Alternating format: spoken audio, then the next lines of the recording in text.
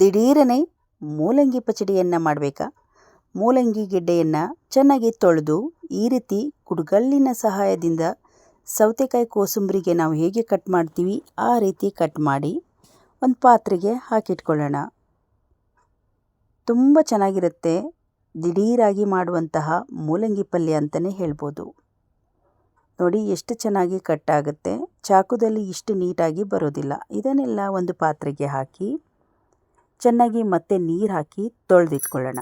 ಈಗ ಒಂದು ಕಡಾಯಿ ತೊಗೊಂಡಿದ್ದೀನಿ. ಇದಕ್ಕೆ 1-2 ಚಮಚ ಎಣ್ಣೆ ಹಾಕಿ ಸಾಸಿವೆ, ಜೀರಿಗೆ, ಬೆಳ್ಳುಳ್ಳಿ, ಕರಿಬೇವು ಸೊಪ್ಪು, ಒಂದು ಈರುಳ್ಳಿ, ದಪ್ಪದ ಈರುಳ್ಳಿಯನ್ನು ಸಣ್ಣಕ್ಕೆ ಕಟ್ ಮಾಡಿ ಹಾಕಿದ್ದೀನಿ.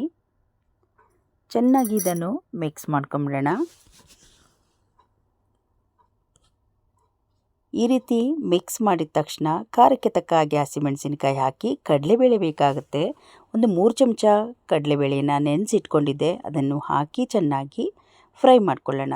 ಈ ಸಮಯದಲ್ಲಿ ಕಟ್ ಮಾಡಿರುವ ಮೂಲಂಗಿ ಹಾಗೆ 1/4 ಚಮಚ ಅರಿಶಿನ ಪುಡಿ, ಕಾಯಿ ತುರಿ, ಸ್ವಲ್ಪ ನೀರನ್ನು ಹಾಕಿ ಈ ರೀತಿ ಚೆನ್ನಾಗಿ ಮಿಕ್ಸ್ ಮಾಡಿ ಒಂದು 5 ನಿಮಿಷಗಳ ಕಾಲ ಇದನ್ನು ಮೀಡಿಯಂ ಫ್ಲೇಮಲ್ಲೇ ಇಟ್ಟು ಬೇಯಿಸ್ಕೊಂಡ್ರೆ ಪಲ್ಯ ರೆಡಿ ಆಗುತ್ತೆ.